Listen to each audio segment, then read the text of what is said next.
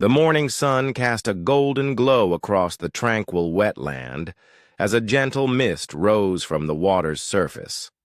It was one of those perfect Saturdays, crisp air, birds chirping, and the kind of peaceful quiet that made you want to savor every moment. I stood near the reeds at the edge of my property, carefully measuring out a scoop of high-protein duck chow from the conservation supplier. No breadcrumbs, no junk food, just nutrient-rich pellets for the small family of mallards that had made this stretch of marsh their home. I scribbled notes in my waterproof notepad, recording feeding patterns and behavior.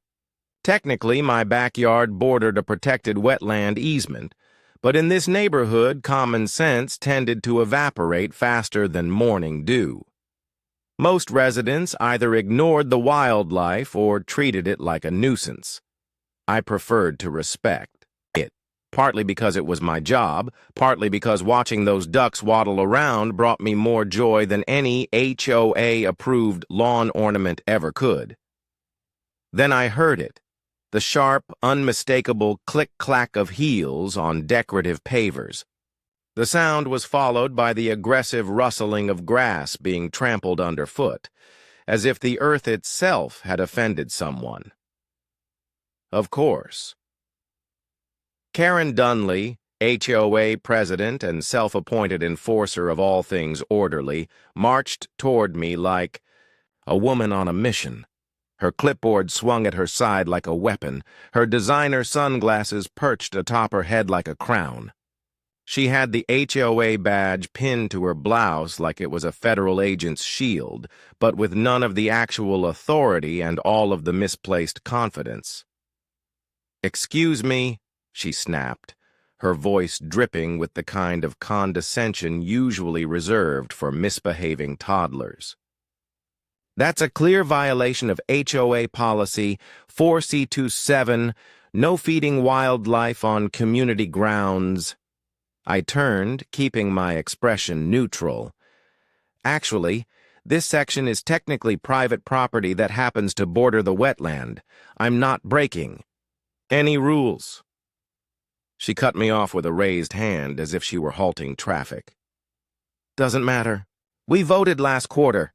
Feeding ducks encourages aggression, droppings, and disease. It's a $500 fine, and I'm logging it now." I glanced down at the ducks, who had paused their meal to eye Karen with what I could only describe as avian skepticism. One of them let out a soft quack, almost like it was apologizing for her behavior. "You mind showing me that bylaw?" I asked, keeping my tone calm. She huffed. "It's in the binder. I don't have to show it to you. You'll get your violation. Notice in the mail." I took a slow breath. "Right. But you should know I'm not just tossing feed. I'm performing a federally authorized wildlife survey under the North American Wetland Conservation Act." Karen actually laughed, a sharp, grating sound like a blender full of pennies. "Oh, please. Did you watch a documentary and now you think you're Ranger Rick?" That's when I reached into my side pouch and pulled out my laminated ID, holding it up for her to see. Her smirk melted faster than ice in a frying pan. "U.S. Fish and Wildlife Service," I said. "I'm the regional field officer responsible for this stretch of marsh. What you just tried to do could be classified as obstruction of a federal survey. You sure you want to find me?" She blinked. Twice, then rallied. "Well, that wetland is still governed by community policy and—" "No," I cut in. "That wetland is protected under federal statute. You don't have jurisdiction here, and your HOA rules don't override conservation laws. In fact, if your no-feeding policy causes residents to withhold food from protected species, you could be on the hook for creating a hostile environment for migratory wildlife, which, as it happens, these ducks fall under." Her gaze flicked, down to the ducks, as if they'd personally betrayed her. One of them, A bold little female let out a loud, triumphant quack and waddled closer, as if to emphasize the point. "You're making this up," Karen hissed. I smiled. "Want me to get my supervisor on the phone? Or maybe we go another way. You send me the fine, I submit it with my federal paperwork, and we open an investigation into the HOA's interference in a protected zone." For the first time since she'd stormed over, Karen hesitated. Her eyes darted from the ducks to my badge, then back to me, her brain visibly short-circuiting. I could practically hear the dial-up tone behind her furrowed brow. She didn't say another word, just turned on her heel and stomped away, her shoes squelching in the damp grass. The ducks, utterly unbothered, resumed their meal. I'd hoped that would be the end of it. Spoiler, it wasn't. Karen's defeat at the marsh only fueled her determination. By Monday morning, bright red flyers appeared on every mailbox in the neighborhood. "Attention residents. 500 fine for duck feeding. Report violators immediately." The notice included a grainy photo of me by the water's edge, circled in red like a wanted poster. At the bottom, in bold letters, "Anonymous tips welcome." The phone number listed? Karen's personal cell. The ducks, blissfully unaware of their newfound outlaw status, continued their daily waddles across lawns and sidewalks. But the neighborhood buzzed with tension. Mrs. Henderson from 3 doors down stopped letting her grandchildren toss crumbs to the birds. Old Mr. Petrovsky, who'd been feeding the same mallards for 15 years, received a typed warning taped to his garage door. Even the Thompson kids got scolded for leaving a handful of cereal near the reeds. Karen took to patrolling the wetland like a general inspecting her troops. I'd catch glimpses of her through my kitchen window, binoculars in one hand, clipboard in the other, her designer handbag swinging as she scanned the area for rogue snack tossers. She'd even started carrying a decoy Starbucks cup, pretending to sip while actually timing how long people lingered near the water. The breaking point came when I found her hacking at the cattails with gardening shears. "Just removing unsightly vegetation," she sniffed when I approached. But I recognized the telltale signs of a mallard nest in the disturbed reeds, bits of down feathers still clinging to the broken stems. My stomach dropped. That evening, I called Maria Rodriguez from the Regional Fish and Wildlife Office. "You won't believe what this HOA lunatic is doing now," I said, spreading out photos on my kitchen table. Maria's eyebrow arched as she examined shots of Karen's flyers, the damaged nest site, and a particularly damning one of her installing anti-bird spikes near the water's edge. Next morning, Maria arrived in full uniform. Karen spotted her instantly and came barreling over. "Are you here about the duck situation?" she demanded, waving her Starbucks cup like a baton. "Because I have documentation of repeated violations." Maria didn't blink. "Actually, Ms. Dunley, I'm here regarding your unauthorized alteration of protected wetland habitat." She gestured to the hacked-up reeds. "That unsightly vegetation you removed, it contained active mallard nests. That's a Class B misdemeanor.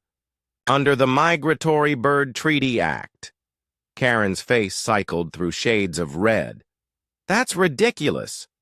The HOA board approved—" "Your HOA," Maria cut in, "has zero jurisdiction over federal conservation land." She pulled out a measuring tape, snapping it open with a sharp zing.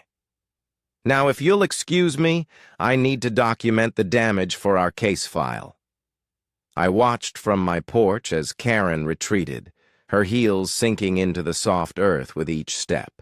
The ducks, sensing victory, emerged from the reeds in a ragged line, One particularly bold male, the same one who'd pooped on Karen's shoes, waddled to the edge of her lawn and let out a raspy quack that sounded suspiciously like laughter.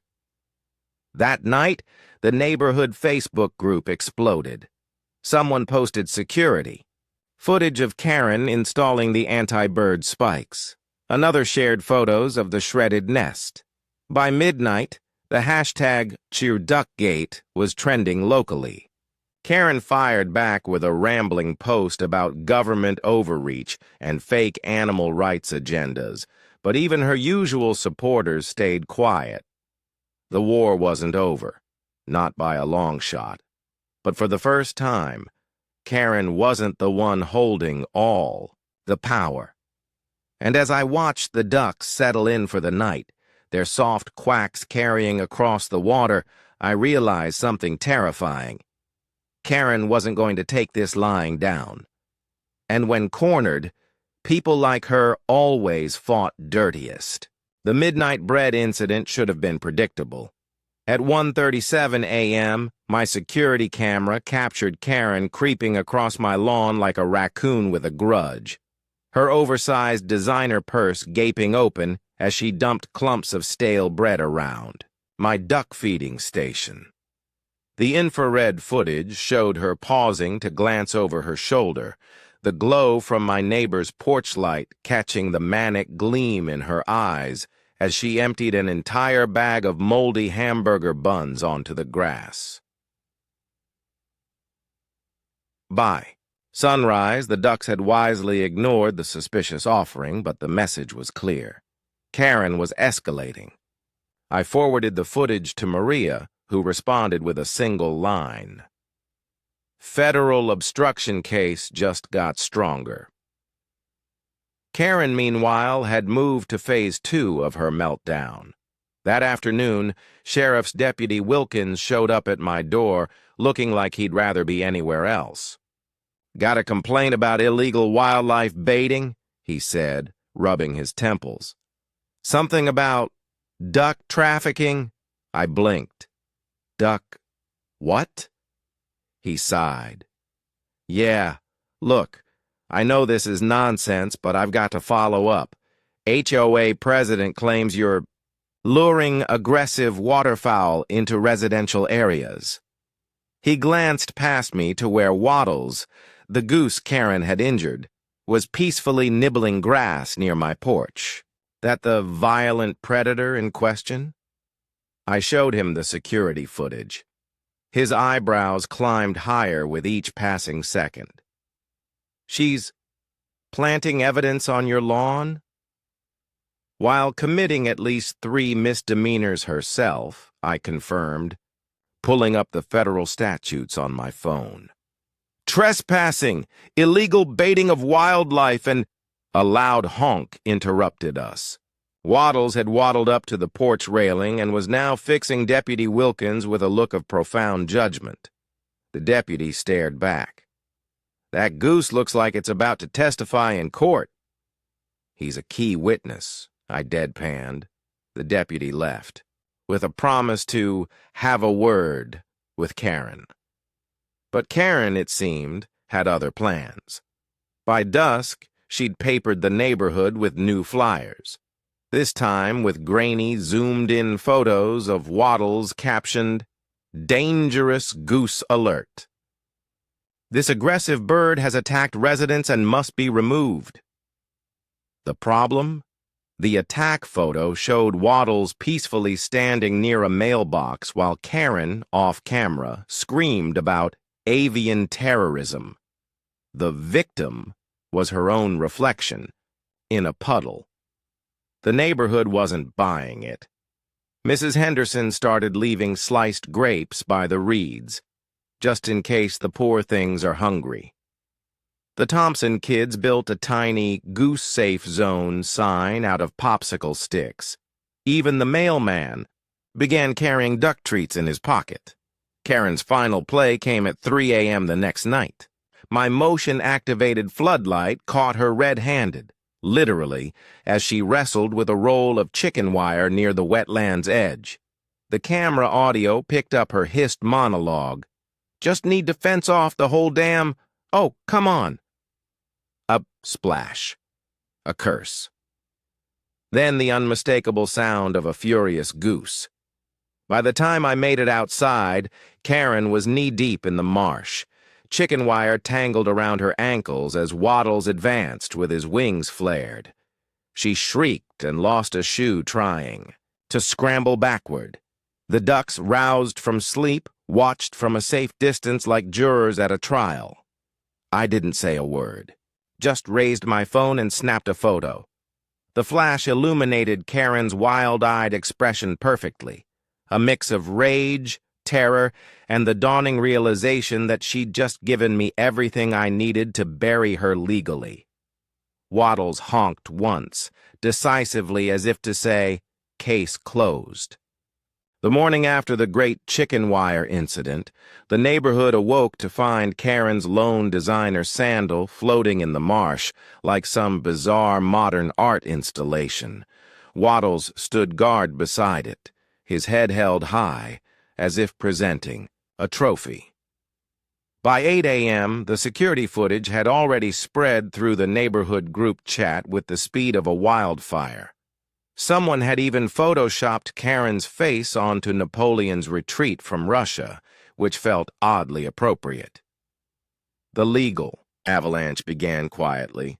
A certified letter arrived from the U.S. Fish and Wildlife Service outlining Karen's violations in clinical detail: destruction of protected habitat, harassment of migratory birds, attempted evidence tampering. The fines totaled $37,500, number that made even the most HOA-averse neighbors whistle under their breath. Karen responded exactly as predicted. She called an emergency HOA meeting, but only 12 people showed up, half of them just to watch the meltdown. Her PowerPoint presentation, titled Government Overreach and Avian Anarchy, included a photoshopped image of me wearing a duck costume while burning the American flag. The pièce de résistance? A spreadsheet claiming the Mallards owed $12,000 in unpaid HOA fees for unauthorized water usage. The meeting dissolved when Mr. Petrovsky stood up and played the chicken, wire footage on the projector. As Karen's shrieks echoed through the clubhouse, Maria walked in, unannounced and in full uniform, to serve her with additional citations for violating the terms of her initial cease and desist. The timing was so perfect, I suspected Maria had been waiting in the parking lot for dramatic effect. Karen's descent into full-blown conspiracy theorist happened almost overnight. She papered her house with handwritten signs reading Duck Gate and Wetland Deep State. Her once pristine lawn became a graveyard of failed bird deterrents, motion-activated sprinklers, which mostly soaked her mail carrier, plastic owls that the ducks perched on, and a solar-powered sonic repeller that made a noise only teenagers and dogs could hear. The final straw came when she tried to hire a falconer to scare off the waterfowl, only to discover it required a federal permit, which I happened to oversee. The media caught wind when a local news crew filmed Karen attempting to arrest Waddles with a child's butterfly net. The segment went viral, complete with a chyron that read, HOA President versus Honk, the battle for Rosemarsh Lane. Late-night shows picked it up. Someone made a Karen versus Ducks video game. The internet, as it does, crowned Waddles the victor, before the legal system even finished its work. The true death knell came at the county zoning board meeting. Karen arrived armed with a 3-inch binder of evidence, only to find the room packed with neighbors wearing Team Waddles shirts. When the board unanimously approved the wetland's new protected status, the applause lasted so long the chairman had to gavel for order. Karen's final act? Throwing her binder in a trash can on the way out, missing spectacularly, of course, as a group of passing tourists snapped photos of the dramatic flop. By month's end, for sale signs appeared in Karen's yard. The listing, photos conspicuously avoided showing the marsh view. The ducks, sensing victory, took to parading past her windows at dawn in what could only be described as a feathery victory lap. Waddles, ever the opportunist, began napping on her porch swing, a move so brazen even the mailman started leaving him treats. The morning Karen's moving truck pulled away, the neighborhood gathered, not to gloat but to witness something rarer than a polite HOA meeting, poetic justice in its purest form. As the SUV disappeared around the bend, Waddles led the ducks in a cacophonous serenade that sounded suspiciously like a farewell chorus. Someone released biodegradable confetti. Someone else popped champagne. And me? I just smiled, tossed another handful of approved duck chow, and watched as the marsh, finally, blissfully, returned to peace. The first anniversary of Duck Day dawned with the marsh glowing amber in the sunrise, the water so still it perfectly mirrored the pastel sky. Waddles stood sentinel at the water's edge, his heeled foot leaving delicate prints in the dew-soaked grass. The neighborhood had transformed in the year since Karen's departure. Lawns sported protected wetland signs instead of HOA violation notices. Children's crayon drawings of ducks adorned refrigerator doors, and the once quiet community group chat now buzzed daily with bird sightings and nature photos. I was adjusting the ribbon on the new educational kiosk when the Thompson kids came barreling down the path, their arms full of hand-painted rocks. "We made names for all the ducks," the youngest announced, carefully arranging stones labeled Sir Quack-a-Lot, Princess Puddlefoot, and, inevitably, Waddles the Brave near the water's edge.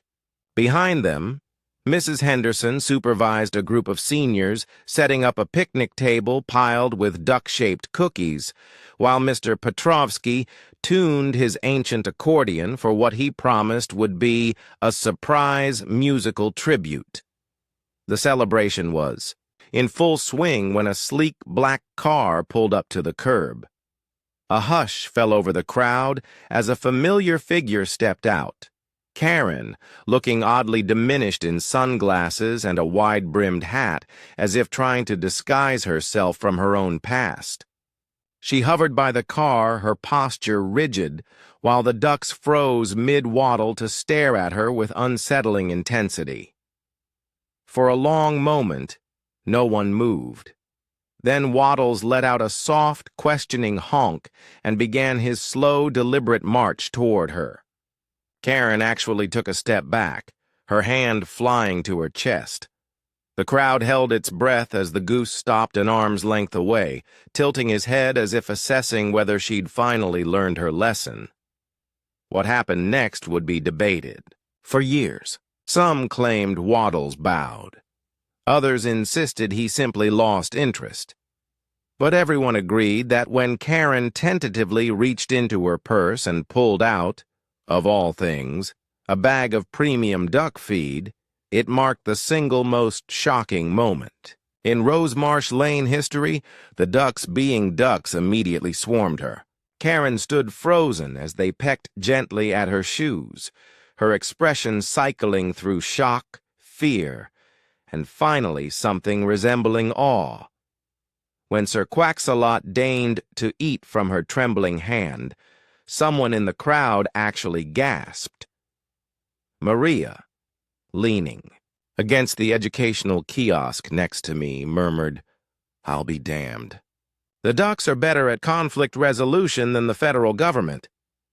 By sunset, Karen was gone again, this time without drama, just a quiet nod to the neighbors as she slid back into the car.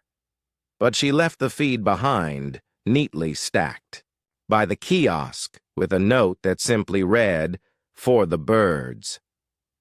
As lanterns floated across the pond and children's laughter echoed through the reeds, I watched Waddles settle into his favorite spot atop Karen's abandoned porch swing. His contented sigh seemed to say what we all felt. Some battles leave no losers, just changed perspectives and better beginnings. The marsh had healed. The neighborhood had healed. Even Karen, in her own way, might have begun to heal. And the ducks? They just kept being ducks, glorious, messy, utterly unconcerned with human drama, which was perhaps the greatest victory of all.